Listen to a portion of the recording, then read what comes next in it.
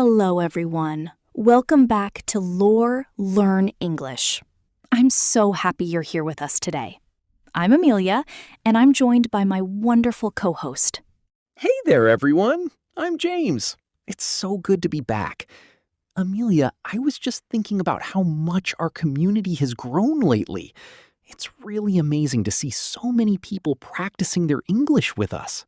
It really is, James. You know, I had a conversation with a student yesterday who told me she was too afraid to join a conversation because she didn't want to make a mistake. It made me feel a bit sad because she has so many great ideas to share. I hear that so often. People feel like they need to be perfect before they can even open their mouths. That's exactly why today's topic is so important. We're talking about Learn English with Simple English Talks. The death of perfectionism. Why broken English is your superpower. I love that title. By the end of this episode, you're going to understand why waiting for perfection is actually holding you back. You'll learn how to use what you already know to communicate effectively right now. We want to hear from you too. Have you ever stayed silent because you were afraid of making a grammar mistake? Tell us your story in the comments. We read every single one, and it helps us all feel less alone in this journey. Absolutely.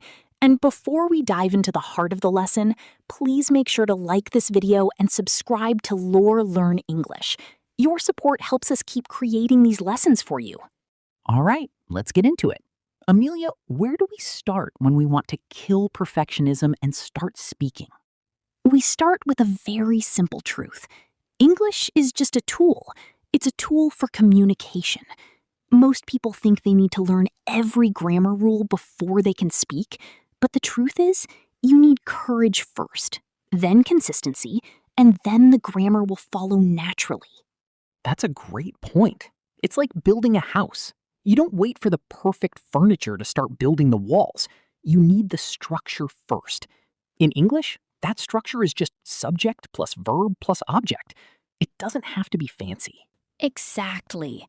Let's look at some examples of what I mean by broken English being a superpower. Imagine you're at a shop. You could wait 5 minutes to remember the perfect way to say, "I would like to purchase these appies, please." Or you can just say, "I want apples." I love that. I want apples. It's clear. It's direct. The shopkeeper knows exactly what you need. Let's try another one. Instead of, "I am wondering if you could tell me where the station is," you can just say, "Where is station?" Both of those are perfect examples of communication. The goal isn't to win a grammar contest. The goal is to get your message across.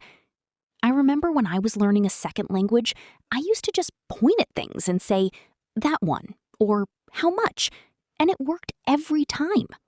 It really does work. Let's give our listeners some practice. If you're at home right now, try saying these simple sentences out loud. Don't worry about being perfect. Just say, "I like tea," or "She is happy," or "We go market." Oh, James, "we go market" is a great example. Even though a teacher might tell you it should be "we are going to the market," everyone understands "we go market." It's functional. It's brave. It really is. Now let's look at how to handle negative forms simply. Instead of worrying about, "I do not think that I will be able to attend," you can just say, "I can't come." Simple, short, and very effective. Now that we've talked about the basic idea of using simple English, let's look at how to use this superpower in different real-life situations. This is where you can really start to feel the freedom of not being perfect. I'm excited for this. I think a lot of people feel that broken English is only for basic things, but you can actually use it for almost anything if you're creative with your words. You're so right. Let's imagine a situation at work. Maybe you need help with a task. Instead of worrying about the perfect, polite request, you can just say, "Help me, please. This is hard." That's perfect. It shows you're being honest and you're making a connection. Let's do a little demonstration. Amelia, You be the boss, and I'll be the employee who needs a day off, but I'm struggling with my English. Okay, James. Hey, James, can you work this Saturday? Oh, Amelia, I'm sorry. Saturday, family day. I can't work. Please, no Saturday. See? I understood you perfectly. You didn't need to say, I'm afraid I have a prior commitment with my family on that particular day. You just said, family day, and I can't work. It was clear and polite enough. It felt good to just say it. Many learners think formal English is the only way to be polite, but please and thank you go a long way, even if the rest of the sentence is broken. That's a huge tip. First, use please and thank you. Second, use your hands and your smile. Facial expressions are part of the language. Third, if you don't know a word, describe it. If you forget the word refrigerator, just say the cold box for food. The cold box for food. I love that. Everyone will know what you mean. Listeners, have you ever used a funny way to describe something because you forgot the word? Tell us in the comments. We'd love to hear your creative English stories.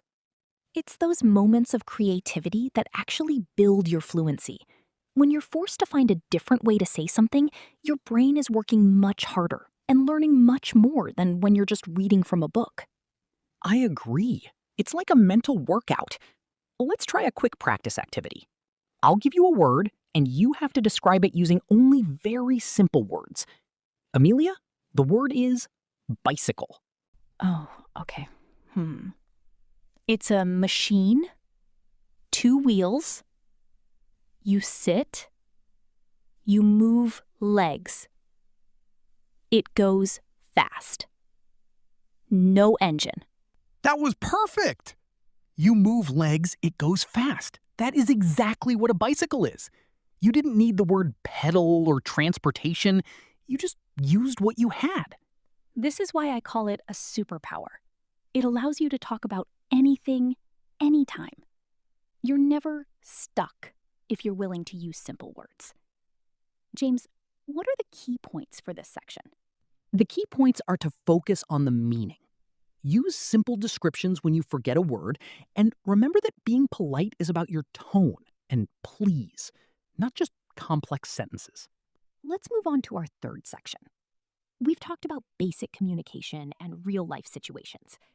Now, I want to talk about how this approach actually helps you become truly fluent in the long run. This is the part that surprises people.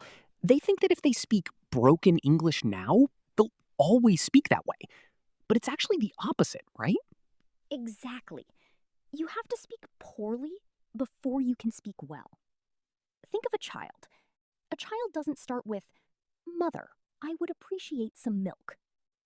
They start with, "Milk," and then, "Want milk," and finally, "I want milk." It's the natural process. Every time you say milk and someone gives you milk, your brain gets a little reward. It says, hey, English works. And that gives you the confidence to try a longer sentence next time. Confidence is the secret ingredient. When you use your superpower of broken English and people understand you, your fear starts to disappear. And when fear goes away, your brain can actually remember more grammar and vocabulary. That makes so much sense. When we're scared, our brains kind of shut down. It's hard to remember rules when you're panicking about a preposition. Right. So here's a practical scenario for our listeners to try speaking out loud. Imagine you're meeting someone new. Instead of a long introduction, just say, "Hi, I'm Amelia from London. I like movies. You?" I'm James from New York. I like pizza. Nice to meet you. Look at that. We just had a conversation. It was simple, it was easy, and now I feel like we're friends. It's so much better than staying silent because you're worried about saying, "I have been living in London for 5 years. Who cares? From London is enough." I want to encourage everyone listening to try this today. Find one person, or even just look in the mirror and say 3 simple things about yourself. I am happy. I am learning. I am brave. I am brave. I love that one. It takes bravery to speak a new language. You should be proud of every single broken sentence you say. It's a sign of a brave person. One thing I noticed, Amelia, is that when people speak simply, they usually speak more slowly. And that actually makes them easier to understand than someone trying to speak fast with more mistakes. That's a great observation, James. Tone and delivery are so important. If you speak slowly and clearly, even with very simple grammar, you sound much more confident. Exactly. Don't rush. Take your time. Say your simple words with a smile. People will wait for you. They want to hear what you have to say. So, the structural review for this part. Remember that broken English is the bridge to fluent English. Every time you speak, you're building that bridge. Stay slow, stay clear, and stay brave. I think it's time we talk about some of the things that trip people up. Even when we try to be brave, there are some common mistakes that can make us feel frustrated. Oh, James, I make mistakes all the time. I remember once I tried to tell a friend I was embarrassed, but I used a word that meant I was pregnant in their language. We laughed for an hour. See? Mistakes can be funny. They don't have to be a disaster. But let's look at a few common ones in English so our listeners can recognize them and keep going. One big mistake is overthinking the to be verb. People get so worried about am, is, and are. They might spend 10 seconds thinking, is it they is or they are? By then, the conversation has moved on. Right. Incorrect, they is happy. Correct, they are happy. But honestly, if you say they happy, I still know what you mean. Don't let that one verb stop your whole sentence. Another one is the past tense. People struggle with irregular verbs like went and saw. Incorrect? I go market yesterday. Correct? I went to the market yesterday. But again, I go market yesterday tells me the time and the action. It's fine. Just keep talking. The more you say, I go yesterday, the more your ears will eventually notice when other people say, I went, and you'll pick it up naturally. That's the key. Why is it a mistake to stop and fix yourself every 2 seconds? It's because it breaks the flow of the conversation. It's better to keep the flow going than to have perfect grammar in a silent room. Another common one is word order. Sometimes people use the word order from their native language. For example, coffee I like, instead of I like coffee. If you say coffee I like, I'm just going to ask you what kind of coffee you like. I'm not going to stop and give you a grammar lesson. So, a better alternative is to just relax and let the words come out in whatever order they want to at first. I have a practice prompt for this. Listeners, write a sentence in the comments where you deliberately make a small mistake, like using the wrong verb form. For example, she drank water. See how it feels to be wrong on purpose. That's such a fun idea. It's like a game. It takes the power away from the mistake. Mistakes are normal. They are the evidence that you are trying something difficult. Exactly. If you're not making mistakes, you're not learning. So let's wrap up this section by saying, embrace your mistakes. They are your best teachers. Now, let's have a little bit of fun with our interactive practice section. We've talked a lot about the theory, so let's try some choose the correct sentence activities, but with a twist. A twist? I like twists. What's the plan, Amelia? Well, I'm going to give you 2 options. One is a perfect textbook sentence that is very long and difficult. The other is a broken but brave sentence that is easy to say. I want our listeners to tell us which one they would choose if they were feeling nervous. Okay, let's try it. Situation 1. You are lost in a city and you need to find the bus station. Option A. Excuse me, sir. Would you be so kind as to direct me toward the nearest bus terminal? Option B. Excuse me, bus station? Where? Oh, definitely option B. It's fast, it's clear, and the person will help you immediately. Option A is just too many words to remember when you're lost and stressed. I agree. Now, situation 2. You're at a dinner party and someone asks if you like the food. Option A. I must say, the culinary choices this evening are quite exquisite. Option B. I like food. Very delicious. Thank you. Again, option B is so much more natural and warm. It sounds like a real person talking. Option A sounds like a robot from a movie. That's a great point about tone. When you use simple English, you can put more energy into your tone of voice. Very delicious, with a big smile, is a great compliment. Let's try one more. You're meeting your friend's new baby. Option A. What a remarkably adorable infant you have brought into the world. Option B. Oh, baby is so cute. I love him. Option B all the way. It's emotional and sweet. Listeners, I want you to try saying option B out loud right now. Baby is so cute. I love him. Feel the energy in that simple sentence. You can even change the tone. You can say it excitedly, or you can say it softly. Both work. The point is to communicate your feeling, not your grammar level.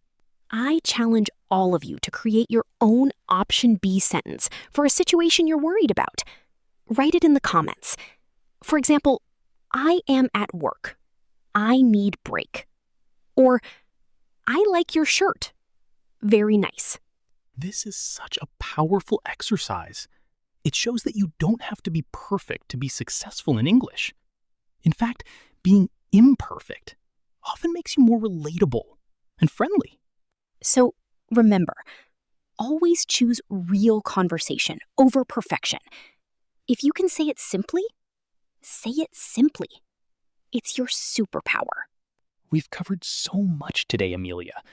I feel like we've really turned the idea of broken English on its head. It's not something to be ashamed of. It's something to use. It really is. Let's do a quick, enthusiastic summary of what we've learned today for everyone. First, we learned that courage and communication are more important than perfect grammar. Second, we saw that simple subject-verb-object sentences are incredibly powerful in real-life situations, like shopping or asking for help. And third, we talked about how speaking broken English now is the only way to reach fluent English later. It's the natural path for every language learner. I hope everyone feels a little bit more confident after listening to this.